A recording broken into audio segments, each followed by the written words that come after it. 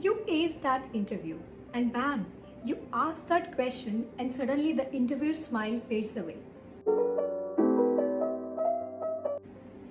Hi everyone, this is Mitanshi Agarwal, an HR professional from over half a decade, a certified resume writer and your career coach. Interviewing usually starts with the introduction of the interviewer and ends with, "Do you have any questions for us?"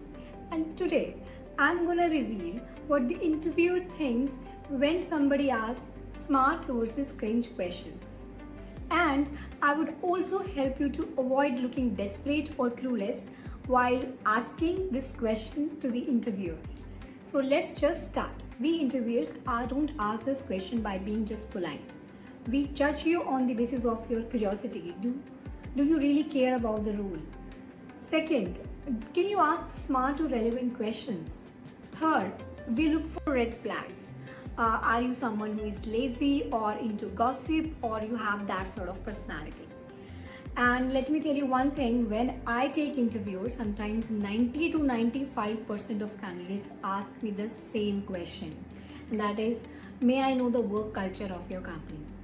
So I know it's a good question, but this shows a particular trend. So I would say ask question that you really want to know about the company. We can differentiate between the honest answer or you're just asking the question for the sake of asking. So ask a question which you really want to know about the company or anything about the company, but just be very polite and frame your question very wisely. Today I will share some of the questions which I found cringe while interviewing the candidates, and that really put them into a little bit of negative picture when they asked me this question.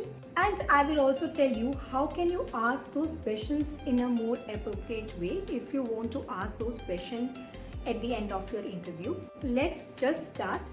So first question is, what do your company do?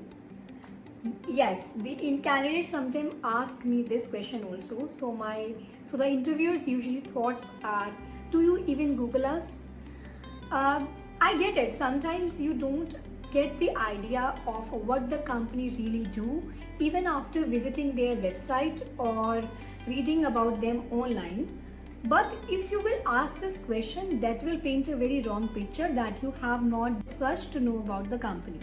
So I would suggest you can ask what are your goals for 2025 and how would your team or my team will be contributing to the company goals of 2025.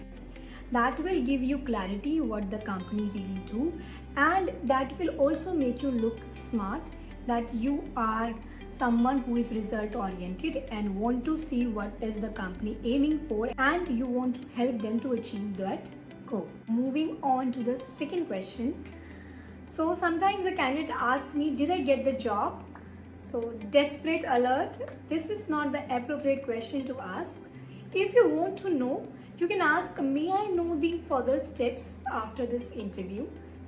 That will give you a clear idea. Like, will they mail you or will they call you regarding the result and how many days will it take? And sometimes the interviewer, like the candidate, they will tell you about, in what time period you can join us and how the onboarding process looks like. So this will answer your question, and most of the interviewers have not made the decision. Moving on to the third question, how strict is the leave policy? Or sometimes the candidate asks me, how do you monitor the work from home? So these two questions shows you are somewhat lazy, or we think like, are you planning the vacations already? You have not got the job yet. And about the remote work, we get this thought process like, are you also picking up a lot of freelancing work? So you need a company which doesn't monitor the work from home that much, and you will be able to do your freelancing work along with the job. So these two questions you should totally avoid. Now moving on to the fourth question, how soon I can get promoted?